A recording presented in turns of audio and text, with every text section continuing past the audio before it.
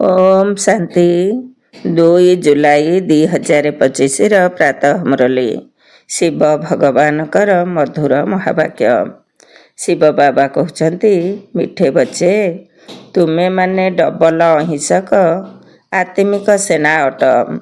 तुमको श्रीमत आधार रे निजर दैवी राजधानी स्थापन करने को हेब। तुम्हें डबल अहिंसक आत्मिक सेना अट। तुमको श्रीमत आधार रे निजर दैवी राजधानी स्थापन करने को हेब।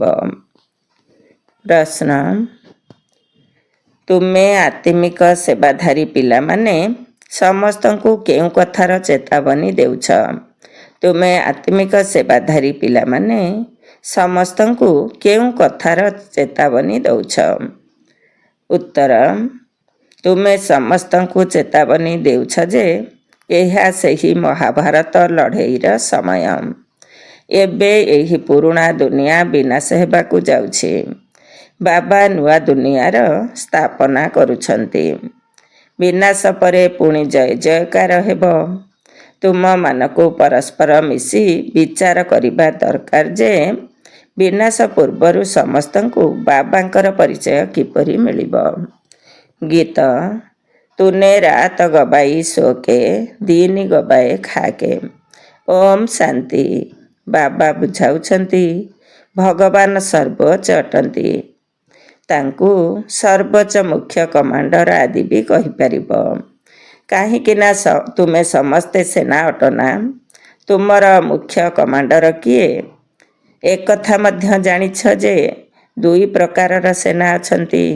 सेमाने हेले शारीरिक, तुमे हेउछ आत्मिक। सेमाने हेले सीमित स्थानर, तुमे हेल सारा विश्वर। तुम मानक मध्यरे कमांड भी अछन्ति, जेनेराल भी अछन्ति, लेफ्टिनेंट भी अछन्ति। पिला माने जानिछन्ति जे आमे श्रीमत आधार रे राजधानी स्थापन करुछु।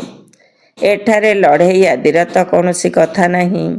आमे सारा विश्व पुणी थरे निजर दैवी राज्य स्थापन करुछु श्रीमत आधार रे। कल्प कल्प आमर यही अभिनय चलुछि। ए सबु बेहतर कथा। हदर लड़ई रे यही कथा होई न थाए। सर्वोच्च बाबा ही अटंती।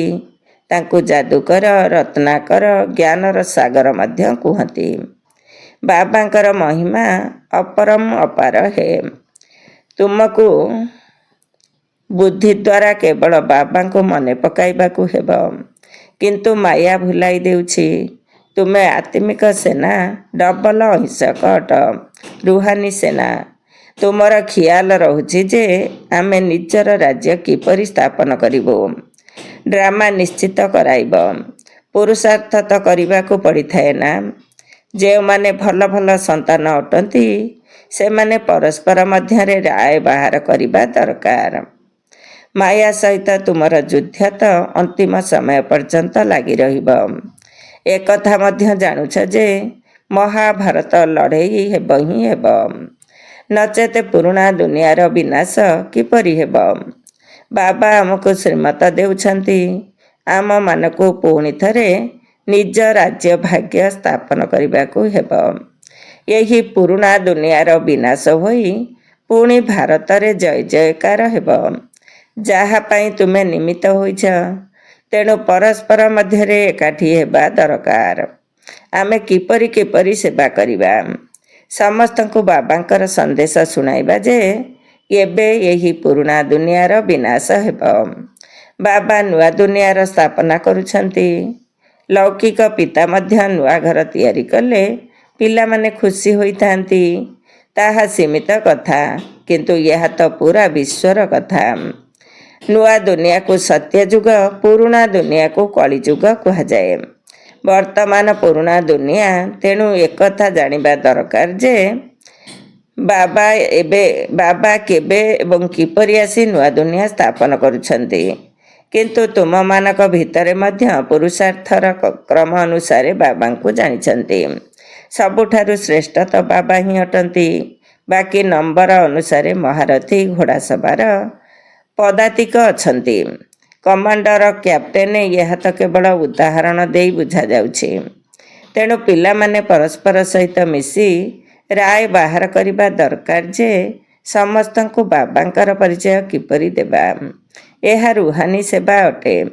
ଆମେ ନିଜର ଭାଇ ଭଉଣୀମାନଙ୍କୁ ସଚେତନ କିପରି କରିବା ଯେ ବାବା ନୂଆ ଦୁନିଆ ସ୍ଥାପନ କରିବା ପାଇଁ ଆସିଛନ୍ତି। ପୁରୁଣା ଦୁନିଆର ବିନାଶ ମଧ୍ୟ ସାମ୍ନାରେ ରହିଛି। ଏହା ସେହି ମହାଭାରତ ଲଢ଼େଇ ଅଟେ। ମନୁଷ୍ୟ ତ ଏକଥା ମଧ୍ୟ ବୁଝିପାରୁନାହାନ୍ତି ଯେ ମହାଭାରତ ଲଢ଼େଇ ପରେ କ'ଣ ହେବ। ତୁମେ ଏବେ ଅନୁଭବ କରୁଛ ଯେ ବର୍ତ୍ତମାନ ଆମେ ସଙ୍ଗମ ଯୁଗରେ ପୁରୁଷୋତ୍ତମ ହେଉଛୁ। ଏବେ ବାବା ପୁରୁଷୋତ୍ତମ କରିବା ପାଇଁ ଆସିଛନ୍ତି। ଏଥିରେ ସ୍ଥୂଳ ଲଢ଼େଇର କିଛି କଥା ନାହିଁ। ବାବା ବୁଝାଉଛନ୍ତି ଯେ ପିଲାମାନେ ଏହି ପତିତ ଦୁନିଆରେ ଜଣେ ମଧ୍ୟ ପବିତ୍ର ରହିପାରିବେ ନାହିଁ ଏବଂ ପବିତ୍ର ଦୁନିଆରେ କେହି ଜଣେ ମଧ୍ୟ ପତିତ ରହିବେ ନାହିଁ। ଏତିକି ଛୋଟ କଥା ମଧ୍ୟ କେହି ବୁଝିପାରୁନାହାନ୍ତି। ତୁମକୁ ସବୁ ଚିତ୍ରଗୁଡ଼ିକର ସାର ତତ୍ତ୍ୱ ବୁଝାଯାଉଛି। ଭକ୍ତି ମାର୍ଗରେ ମନୁଷ୍ୟ ଜପତପ ଦାନ ପୁଣ୍ୟ ଆଦି ଯାହା ବି କରୁଛନ୍ତି ସେଥିରୁ ଅଳ୍ପ କାଳ ପାଇଁ କାକ ବିଷ୍ଟା ସମାନ ସୁଖ ପ୍ରାପ୍ତି ହୋଇଥାଏ। ପରନ୍ତୁ କୌଣସି ବ୍ୟକ୍ତି ଏଠାକୁ ଆସି ବୁଝିଲେ ହିଁ ଏକଥା ବୁଦ୍ଧିରେ ରହିବ। ଏହା ତ ଭକ୍ତିର ରାଜ୍ୟ ଅଟେ। ଜ୍ଞାନ ଟିକିଏ ବି ନାହିଁ। ଯେପରି ପତିତ ଦୁନିଆରେ ଜଣେ ହେଲେ ବି ପବିତ୍ର ନାହାନ୍ତି, ସେହିପରି ଜ୍ଞାନ ମଧ୍ୟ ଏକମାତ୍ର ବାବାଙ୍କ ବ୍ୟତୀତ ଆଉ କାହା ପାଖରେ ନାହିଁ। ବେଦ ଶାସ୍ତ୍ର ଆଦି ସବୁ ଭକ୍ତି ମାର୍ଗର ଅଟେ। ସିଢ଼ି ଓହ୍ଲାଇବାକୁ ହିଁ ପଡ଼ିବ। ଏବେ ତୁମେମାନେ ବ୍ରାହ୍ମଣ ହୋଇଛ। ଏହି ବ୍ରାହ୍ମଣ କୁଳରେ ମଧ୍ୟ ନମ୍ବର ଅନୁସାରେ ସେନା ଥାନ୍ତି। ମୁଖ୍ୟ ଯେଉଁମାନେ କମାଣ୍ଡର କ୍ୟାପ୍ଟେନ୍ ଜେନେରାଲ ଆଦି ଅଛନ୍ତି ସେମାନେ ପରସ୍ପର ସହିତ ମିଶି ରାୟ ବାହାର କରିବା ଦରକାର ଯେ ଆମେ ବାବାଙ୍କର ସନ୍ଦେଶ କିପରି ଦେବା। ପିଲାମାନଙ୍କୁ ବୁଝାଯାଇଛି ଯେ ଶାନ୍ତିଦୂତ ସନ୍ଦେଶ ବାହକ ଅଥବା ଗୁରୁ ଜଣେ ହିଁ ହୋଇଥାନ୍ତି। ବାକି ସବୁ ଅଟନ୍ତି ଭକ୍ତି ମାର୍ଗର ସଙ୍ଗମ ଯୋଗୀ କେବଳ ତୁମେମାନେ ଅଟ। ଲକ୍ଷ୍ମୀ ନାରାୟଣ ହେବାର ଲକ୍ଷ୍ୟ ଉଦ୍ଦେଶ୍ୟ ବିଲକୁଲ ଠିକ୍। ଭକ୍ତି ମାର୍ଗରେ ସତ୍ୟନାରାୟଣଙ୍କର କଥା, ତିଜିରି କଥା, ଅମର କଥା ଶୁଣାଇଥାନ୍ତି।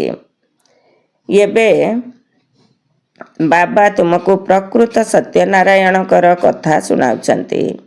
ଭକ୍ତି ମାର୍ଗରେ ଅତୀତର କଥା ରହିଛି। ଯେଉଁମାନେ ଏଠାକୁ ଆସିଥିଲେ ପରେ ସେଇମାନଙ୍କର ହିଁ ମନ୍ଦିର ଆଦି ତିଆରି କରିଥାନ୍ତି। ଯେପରି ଶିବ ବାବା ଏବେ ତୁମମାନଙ୍କୁ ରାଜଯୋଗ ପାଠ ପଢ଼ାଉଛନ୍ତି, ପୁଣି ଭକ୍ତି ମାର୍ଗରେ ତାଙ୍କର ସ୍ମୃତି ଚିହ୍ନ ତିଆରି କରିବେ। ସତ୍ୟ ଯୁଗରେ ଶିବ କିମ୍ବା ଲକ୍ଷ୍ମୀ ନାରାୟଣ ଆଦି କାହାର ମଧ୍ୟ ଚିତ୍ର ରହିବ ନାହିଁ। ଜ୍ଞାନ ଓ ଭକ୍ତି ବିଲକୁଲ ଭିନ୍ନ ଅଟେ। ଏକଥା ମଧ୍ୟ ତୁମେ ଜାଣିଛ। ସେଥିପାଇଁ ବାବା କହୁଛନ୍ତି ଯେ ଖରାପ କଥା ଶୁଣ ନାହିଁ, ଖରାପ କଥା କୁହ ନାହିଁ। ତୁମେ ପିଲାମାନେ ଏବେ କେତେ ଖୁସି ହେଉଛ। ନୂଆ ଦୁନିଆ ସ୍ଥାପନ ହେଉଛି। ସୁଖଧାମର ସ୍ଥାପନା ପାଇଁ ବାବା ଆମକୁ ପୁଣି ଥରେ ନିର୍ଦ୍ଦେଶ ଦେଉଛନ୍ତି। ସର୍ବପ୍ରଥମେ କହୁଛନ୍ତି ପବିତ୍ର ହୁଅ। ଏବେ ସମସ୍ତେ ତ ପତିତ ଅଟନ୍ତି ନା। ତେଣୁ ଭଲ ସନ୍ତାନମାନେ ପରସ୍ପର ସହିତ ମିଶି ରାୟ ବାହାର କରିବା ଦରକାର ଯେ କିପରି ସେବାର ବୃଦ୍ଧି ହେବ, ଗରିବମାନଙ୍କୁ କିପରି ସନ୍ଦେଶ ଦେବା। ବାବା ତ କଳ୍ପ ପୂର୍ବ ପରି ଆସିଛନ୍ତି। କହୁଛନ୍ତି ନିଜକୁ ଆତ୍ମା ଭାବି ମୋତେ ମନେ ପକାଅ। ରାଜଧାନୀ ନିଶ୍ଚିତ ସ୍ଥାପନ ହେବ। ସମସ୍ତେ ବୁଝିବେ ନିଶ୍ଚିତ। ଯେଉଁମାନେ ଦେବୀ ଦେବତା ଧର୍ମର ନୁହନ୍ତି ସେମାନେ ବୁଝିପାରିବେ ନାହିଁ। ବିନାଶ କାଳରେ ଈଶ୍ୱରଙ୍କ ପ୍ରତି ବିପରୀତ ବୁଦ୍ଧି ହୋଇଯାଇଛି ନା। ତୁମେ ପିଲାମାନେ ଜାଣୁଛ ଯେ ଆମର ଧନୀ ଅଛନ୍ତି। ତେଣୁ ତୁମେ ନା କାମ ବିକାରର ଅଧୀନ ହେବ ନା ଲଢ଼େଇ ଝଗଡ଼ା କରିବ। ତୁମର ବ୍ରାହ୍ମଣ ଧର୍ମ ବହୁତ ଶ୍ରେଷ୍ଠ ଅଟେ। ସେମାନେ ଶୂଦ୍ର ଧର୍ମର, ତୁମେ ବ୍ରାହ୍ମଣ ଧର୍ମର ଅଟ। ତୁମମାନଙ୍କର ସ୍ଥାନ ଶୀର୍ଷରେ ଚୁଟି, ସେମାନଙ୍କର ସ୍ଥାନ ନିମ୍ନରେ ଅର୍ଥାତ୍ ପାଦରେ। ବ୍ରାହ୍ମଣମାନଙ୍କ ଉପରେ ସର୍ବୋଚ୍ଚ ଭଗବାନ ନିରାକାର ଅଛନ୍ତି। କିନ୍ତୁ ଏହି ଆଖିରେ ନ ଦେଖିବା କାରଣରୁ ବିରାଟ ରୂପରେ ଚୁଟି ବ୍ରାହ୍ମଣ ଏବଂ ଶିବ ବାବାଙ୍କୁ ଦେଖାଇ ନାହାନ୍ତି। କେବଳ କହୁଛନ୍ତି ଦେବତା, କ୍ଷତ୍ରିୟ, ବୈଶ୍ୟ, ଶୂଦ୍ର। ଯେଉଁମାନେ ଦେବତା ହୋଇଥାନ୍ତି ସେମାନେ ପୁଣି ଥରେ ପୁନର୍ଜନ୍ମ ନେଇ କ୍ଷତ୍ରିୟ ବୈଶ୍ୟ ଶୂଦ୍ର ହୋଇଥାନ୍ତି। ବିରାଟ ରୂପର ଅର୍ଥକୁ ମଧ୍ୟ କେହି ଜାଣିନାହାନ୍ତି। ଏବେ ତୁମେମାନେ ବୁଝୁଛ, ତେଣୁ ସଠିକ୍ ଚିତ୍ର ତିଆରି କର। ଚିତ୍ରରେ ଶିବ ବାବାଙ୍କୁ ମଧ୍ୟ ଦର୍ଶାଅ ଏବଂ ବ୍ରାହ୍ମଣକୁ ମଧ୍ୟ ଦର୍ଶାଅ। ତୁମକୁ ଏବେ ସମସ୍ତଙ୍କୁ ଏହି ସନ୍ଦେଶ ଦେବାକୁ ହେବ ଯେ ନିଜକୁ ଆତ୍ମା ଭାବି ବାବାଙ୍କୁ ମନେ ପକାଅ। ତୁମର କାମ ହେଲା ସମସ୍ତଙ୍କୁ ବାବାଙ୍କ ପରିଚୟ ଦେବା। ଯେପରି ବାବାଙ୍କର ମହିମା ଅପରମ୍ପାର ଅଟେ, ସେହିପରି ଭାରତର ମଧ୍ୟ ବହୁତ ମହିମା ଅଛି। ଏହାକୁ ମଧ୍ୟ 7 ଦିନ କେହି ଶୁଣିଲେ ବୁଦ୍ଧିରେ ଧାରଣ ହେବ। କିନ୍ତୁ କହୁଛନ୍ତି ଫୁର୍ସତ ନାହିଁ। ଆରେ ଅଧା କଳ୍ପ ଯାହାକୁ ଡାକି ଆସିଥିଲ, ଏବେ ସେ ପ୍ରତ୍ୟକ୍ଷରେ ଆସିଛନ୍ତି। ବାବାଙ୍କୁ ଅନ୍ତିମ ସମୟରେ ଆସିବାକୁ ହିଁ ପଡ଼ିବ। ଏକଥା ମଧ୍ୟ ତୁମେ ବ୍ରାହ୍ମଣମାନେ ଜାଣିଛ। ପୁରୁଷାର୍ଥର କ୍ରମ ଅନୁସାରେ ପାଠପଢ଼ା ଆରମ୍ଭ ହେଲା ଅର୍ଥାତ୍ ନିଶ୍ଚୟ ହେଲା। ପ୍ରିୟତମ ଆସିଛନ୍ତି, ଯାହାକୁ ଆମେ ଡାକୁଥିଲେ, ତେବେ ନିଶ୍ଚିତ କାହାର ଶରୀରରେ ଆସିଥିବେ। ତାଙ୍କର ତ ନିଜର ଶରୀର ନାହିଁ। ବାବା କହୁଛନ୍ତି, ମୁଁ ବ୍ରହ୍ମାଙ୍କ ଶରୀରରେ ପ୍ରବେଶ କରି ତୁମମାନଙ୍କୁ ସୃଷ୍ଟିଚକ୍ରର ରଚୟିତାର ଏବଂ ରଚନାର ଜ୍ଞାନ ଦେଉଛି। ଏକଥା ଆଉ କେହି ଜାଣିନାହାନ୍ତି। ଏହା ପାଠପଢ଼ା ଅଟେ। ବାବା ବହୁତ ସହଜ କରି ବୁଝାଉଛନ୍ତି। ବାବା କହୁଛନ୍ତି, ମୁଁ ତୁମକୁ କେତେ ଧନଶାଳୀ କରୁଛି। କଳ୍ପ କଳ୍ପ ତୁମ ସଦୃଶ୍ୟ ପବିତ୍ର ଏବଂ ସୁଖୀ ଆଉ କେହି ବି ହେଉନାହାନ୍ତି। ତୁମେ ପିଲାମାନେ ଏହି ସମୟରେ ସମସ୍ତଙ୍କୁ ଜ୍ଞାନ ଦାନ କରୁଛ। ବାବା ତୁମକୁ ଜ୍ଞାନରତ୍ନର ଦାନ ଦେଉଛନ୍ତି। ତୁମେ ଅନ୍ୟମାନଙ୍କୁ ଦେଉଛ। ଭାରତକୁ ସ୍ୱର୍ଗ କରୁଛ। ତୁମେ ନିଜର ହିଁ ତନ ମନ ଧନ ଦ୍ୱାରା ଶ୍ରୀମତ ଆଧାରରେ ଭାରତକୁ ସ୍ୱର୍ଗରେ ପରିଣତ କରୁଛ। ଏହା କେତେ ଶ୍ରେଷ୍ଠ କାର୍ଯ୍ୟ ଅଟେ। ତୁମେ ଗୁପ୍ତ ସେନା ଅଟ, ଏକଥା କେହି ବି ଜାଣିନାହାନ୍ତି। ତୁମେମାନେ ଜାଣିଛ ଯେ ଆମେ ବିଶ୍ୱର ରାଜତ୍ୱ ନେଉଛୁ, ଶ୍ରୀମତ ଦ୍ୱାରା ଶ୍ରେଷ୍ଠ ହେଉଛୁ। ଏବେ ବାବା କହୁଛନ୍ତି ଯେ ମୋତେ ମନେ ପକାଅ। କୃଷ୍ଣ ତ କହିପାରିବେ ନାହିଁ, ସେ ତ ରାଜକୁମାର ଥିଲେ। ତୁମେମାନେ ରାଜକୁମାର ହେବ ନା? ସତ୍ୟଯୁଗ ଏବଂ ତ୍ରେତୟା ଯୁଗରେ ପବିତ୍ର ପ୍ରବୃତ୍ତି ମାର୍ଗ ଥିଲା। ତେଣୁ ଅପବିତ୍ର ରାଜାମାନେ ପବିତ୍ର ରାଜାରାଣୀ ଲକ୍ଷ୍ମୀ ନାରାୟଣଙ୍କର ପୂଜା କରିଥାନ୍ତି। ପବିତ୍ର ପ୍ରବୃତ୍ତି ମାର୍ଗର ରାଜ୍ୟ ଥିଲା, ପୁଣି ଏହା ଅପବିତ୍ର ପ୍ରବୃତ୍ତି ମାର୍ଗ ହୋଇଯାଇଛି। ଅଧା ଅଧା ଅଟେ ନା? ଦିନ ଏବଂ ରାତ୍ରି ଲକ୍ଷ ଲକ୍ଷ ବର୍ଷର କଥା ହୋଇଥିଲେ ତ ପୁଣି ଅଧା ଅଧା ହୋଇପାରିବ ନାହିଁ। ଯଦି ଲକ୍ଷ ଲକ୍ଷ ବର୍ଷ ହୋଇଥାନ୍ତା, ତେବେ ହିନ୍ଦୁ ଅର୍ଥାତ୍ ଯେଉଁମାନେ ବାସ୍ତବରେ ଦେବତା ଧର୍ମର ଅଟନ୍ତି, ସେମାନଙ୍କର ସଂଖ୍ୟା ବହୁତ ବେଶୀ ହେବା କଥା, ଅଗଣିତ ହେବା କଥା। ଏବେ ତ ଗଣନା କରୁଛ ନା? କିନ୍ତୁ ଏହା ମଧ୍ୟ ଡ୍ରାମାରେ ନିର୍ଦ୍ଧାର୍ଯ୍ୟ ରହିଛି, ପୁଣି ବି ହେବ। ମୃତ୍ୟୁ ସାମ୍ନାରେ ଛିଡ଼ା ହୋଇଛି। ଏହା ସେହି ମହାଭାରତ ଲଢ଼େଇ ଅଟେ। ତେଣୁ ପରସ୍ପର ସହିତ ମିଶି ସେବାର ଯୋଜନା କରିବା ଉଚିତ। ସେବା ମଧ୍ୟ କରୁଛନ୍ତି। ନୂଆ ନୂଆ ଚିତ୍ର ବାହାର କରୁଛନ୍ତି। ପ୍ରଦର୍ଶନୀ ମଧ୍ୟ କରୁଛନ୍ତି। ଆଚ୍ଛା, ପୁଣି କ'ଣ କରାଯିବ? ଆଚ୍ଛା, ଆଧ୍ୟାତ୍ମିକ ଚିତ୍ର ପ୍ରଦର୍ଶନୀ ତିଆରି କର। ନିଜେ ଦେଖିଲେ ତ ପୁଣି ଅନ୍ୟମାନଙ୍କୁ ପଠାଇବେ। ଗରିବ ହୁଅନ୍ତୁ ଅଥବା ସାହୁକାର, ଧର୍ମ କାର୍ଯ୍ୟ ପାଇଁ ତ ଅର୍ଥ ଲଗାଇଥାନ୍ତି ନା? ସାହୁକାର ବେଶୀ ଅର୍ଥ ଲଗାଇଥାନ୍ତି। ସେ ଏଠାରେ ମଧ୍ୟ ଏହିଭଳି ହେଉଛି। କିଏ 1000 ଲଗାଇବେ, କିଏ କମ୍, କିଏ ତ ପୁଣି 2 ଟଙ୍କା ମଧ୍ୟ ପଠାଇ ଦେଇଥାନ୍ତି। କହିଥାନ୍ତି ଯେ 1 ଟଙ୍କାର ଇଟା ଲଗାଇ ଦେବ। 1 ଟଙ୍କା ଦେଇ 21 ଜନ୍ମ ପାଇଁ ଜମା କରିବାକୁ ହେବ। ଏହା ଗୁପ୍ତ ଅଟେ। ଗରିବଙ୍କର 1 ଟଙ୍କା ସାହୁକାରଙ୍କର 1000 ସହିତ ସମାନ ହୋଇଥାଏ। ଗରିବଙ୍କ ପାଖରେ ତ କମ୍ ଅଛି, ତେଣୁ ସେମାନେ କ'ଣ କରିପାରିବେ? ହିସାବ ରହିଛି ନା? ବ୍ୟାପାରୀ ଲୋକମାନେ ମଧ୍ୟ କାର୍ଯ୍ୟ ପାଇଁ ଅର୍ଥ ବାହାର କରିଥାନ୍ତି। ଏବେ ଆମକୁ କ'ଣ କରିବା ଦରକାର? ବାବାଙ୍କୁ ସହଯୋଗ ଦେବାକୁ ହେବ। ବାବା ପୁଣି ତା ବଦଳରେ 21 ଜନ୍ମ ପାଇଁ ଦେଇଥାନ୍ତି। ବାବା ଆସି ଗରିବଙ୍କୁ ସାହାଯ୍ୟ କରୁଛନ୍ତି। ଏବେ ତ ଏହି ଦୁନିଆ ହିଁ ରହିବ ନାହିଁ, ସବୁ ମାଟିରେ ମିଶିଯିବ। ଏକଥା ମଧ୍ୟ ଜାଣିଛ। ସ୍ଥାପନା ନିଶ୍ଚିତ ହେବ, କଳ୍ପ ପୂର୍ବ ଭଳି। ନିରାକାର ବାବା କହିଥାନ୍ତି ଯେ ପିଲାମାନେ, ଦେହର ସବୁ ଧର୍ମ ତ୍ୟାଗ କରି ଏକମାତ୍ର ବାବାଙ୍କୁ ମନେ ପକାଅ। ଏହି ବ୍ରହ୍ମା ମଧ୍ୟ ରଚନା ଅଟନ୍ତି ନା? ବ୍ରହ୍ମା କାହାର ସନ୍ତାନ? କିଏ ରଚନା କରିଛନ୍ତି? ବ୍ରହ୍ମା ବିଷ୍ଣୁ ଶଙ୍କରଙ୍କୁ କିପରି ରଚନା କରନ୍ତି ଏକଥା ମଧ୍ୟ କେହି ଜାଣିନାହାନ୍ତି। ବାବା ଆସି ସତ୍ୟ କଥା ବୁଝାଉଛନ୍ତି। ବ୍ରହ୍ମା ମଧ୍ୟ ନିଶ୍ଚିତ ମନୁଷ୍ୟ ସୃଷ୍ଟିରେ ହିଁ ଆସିବେ। ବ୍ରହ୍ମାଙ୍କ ବଂଶାବଳୀର ଗାୟନ ରହିଛି। ଭଗବାନ ମନୁଷ୍ୟ ସୃଷ୍ଟିର ରଚନା କିପରି କରନ୍ତି ଏକଥା କେହି ଜାଣିନାହାନ୍ତି। ବ୍ରହ୍ମା ତ ଏହିଠାରେ ରହିବା ଦରକାର ନା? ବାବା କହୁଛନ୍ତି, ଯାହାଙ୍କ ଶରୀରରେ ମୁଁ ପ୍ରବେଶ କରିଛି ସେ ମଧ୍ୟ ବହୁତ ଜନ୍ମର ଅନ୍ତିମ ଶରୀରଧାରୀ ଅଟନ୍ତି। ବ୍ରହ୍ମା ପୁରା 84 ଜନ୍ମ ନେଇଛନ୍ତି। ବ୍ରହ୍ମା କୌଣସି ରଚୟିତା ନୁହନ୍ତି। ରଚୟିତା ତ ଏକମାତ୍ର ନିରାକାର ହିଁ ଅଟନ୍ତି। ଆତ୍ମାମାନେ ମଧ୍ୟ ନିରାକାର ଅଟନ୍ତି। ଶିବ ବାବା ତ ଅନାଦି ଅଟନ୍ତି। ତାଙ୍କୁ କେହି ରଚନା କରିନାହାନ୍ତି। ପୁଣି ବ୍ରହ୍ମା କେଉଁଠାରୁ ଆସିଲେ? ବାବା କହୁଛନ୍ତି, ମୁଁ ବ୍ରହ୍ମାଙ୍କ ଶରୀରରେ ପ୍ରବେଶ କରି ନାମ ପରିବର୍ତ୍ତନ କଲି। ତୁମ ବ୍ରାହ୍ମଣମାନଙ୍କର ମଧ୍ୟ ନାମ ପରିବର୍ତ୍ତନ କଲି। ତୁମେମାନେ ହେଉଛ ରାଜ ଋଷି। ଆରମ୍ଭରୁ ସନ୍ନ୍ୟାସ କରି ସାଥିରେ ରହିଥିଲୁ, ତେଣୁ ନାମ ପରିବର୍ତ୍ତନ କରିଦେଲି। ପୁଣି ଦେଖାଗଲା ଯେ ମାୟା କବଳିତ କରି ନେଉଛି। ପୁଣି ମାଳା ତିଆରି କରିବା, ନାମ ରଖିବା ବନ୍ଦ କରିଦେଲି। ଆଜିକାଲି ଦୁନିଆରେ ପ୍ରତି କଥାରେ ଠକାମି ବହୁତ ଚାଲିଛି। କ୍ଷୀରରେ ମଧ୍ୟ ଠକୁଛନ୍ତି, ଅର୍ଥାତ୍ ପାଣି ମିଶ୍ରଣ କରୁଛନ୍ତି।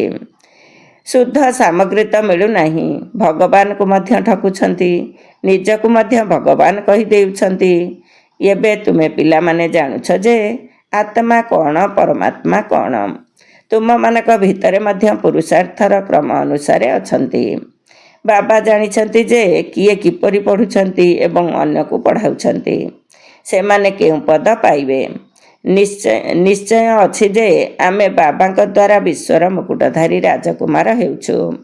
ତେଣୁ ଏପରି ପୁରୁଷାର୍ଥ କରି ଦେଖାଇବାର ଅଛି। ମୁଁ ମୁକୁଟଧାରୀ ରାଜକୁମାର ହେଲି।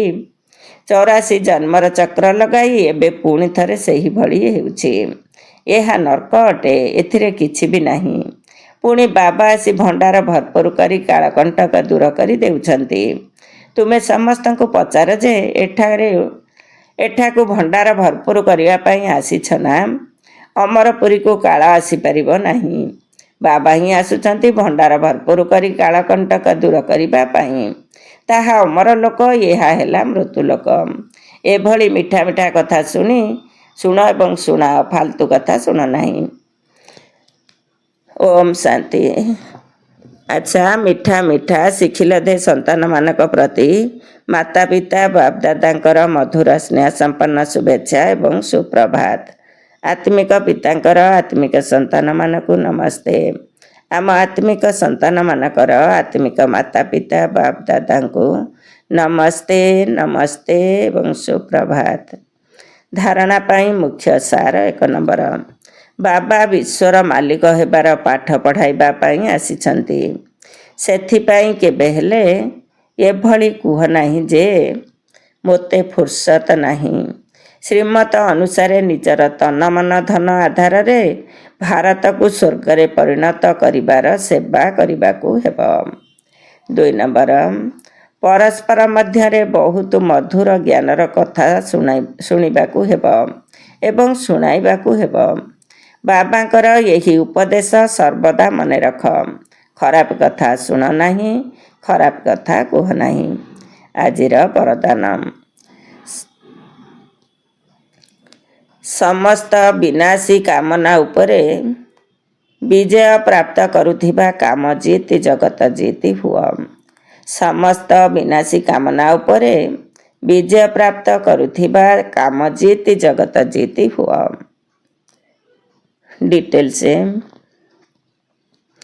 ସମସ୍ତ ବିନାଶୀ କାମନା ଗୁଡ଼ିକ ହିଁ କାମ ବିକାରର ଅଂଶ ଅଟେ।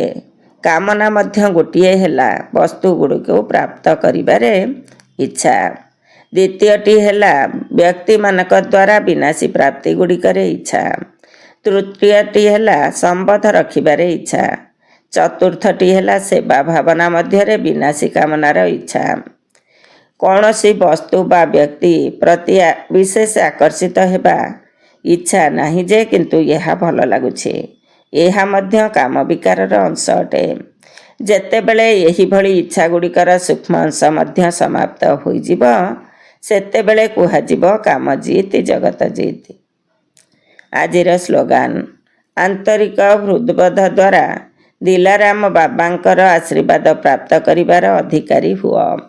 ଆନ୍ତରିକ ହୃଦବୋଧ ଦ୍ୱାରା ଦିଲାରାମ ବାବାଙ୍କର ଆଶୀର୍ବାଦ ପ୍ରାପ୍ତ କରିବାର ଅଧିକାରୀ ହୁଅ। ଓମ୍ ଶାନ୍ତି। ଆଜିର ଅବ୍ୟକ୍ତ ଇଶାରା, ସଂକଳ୍ପ ଶକ୍ତିକୁ ଜମା କରି ଶ୍ରେଷ୍ଠ ସେବାର ନିମିତ୍ତ ହୁଅ। ତୁମମାନଙ୍କର ମନ ଯାହାକି ଏକ ସୂକ୍ଷ୍ମ ଶକ୍ତି ଅଟେ। ଯଦି ଏହା ତୁମର ଆୟତ୍ତରେ ରହିବ ଅର୍ଥାତ୍ ବିବେକ ଅନୁସାରେ କାର୍ଯ୍ୟ କରିବ, ତେବେ ତୁମେ ସମ୍ମାନର ସହିତ ଉତ୍ତୀର୍ଣ୍ଣ ହୋଇଯିବ ଏବଂ ରାଜ୍ୟ ଅଧିକାରୀ ହୋଇଯିବ। ତେଣୁ ଏହି ସଂକଳ୍ପ ଶକ୍ତିକୁ ଜମା କରିବା ପାଇଁ ମନରେ ଯାହା ଭାବୁଛ ତାହା କାର୍ଯ୍ୟରେ କର। ଯଦି ଷ୍ଟପ୍ କରିବ ତେବେ ସଂକଳ୍ପ ଷ୍ଟପ୍ ଅର୍ଥାତ୍ ବନ୍ଦ ହୋଇଯାଉଥିବ। ଯଦି ସେବାର ସଂକଳ୍ପ କରିବ ତେବେ ସେବାରେ ଲାଗିଯାଉଥିବ। ପରମଧାମର କଥା ଭାବିବା ମାତ୍ରକେ ପରମଧାମରେ ପହଞ୍ଚି ଯାଉଥିବ। ଏହିଭଳି ନିଜର ନିୟନ୍ତ୍ରଣ ଶକ୍ତିକୁ ବଢ଼ାଇ ଚାଲ। ଓମ୍ ଶାନ୍ତି।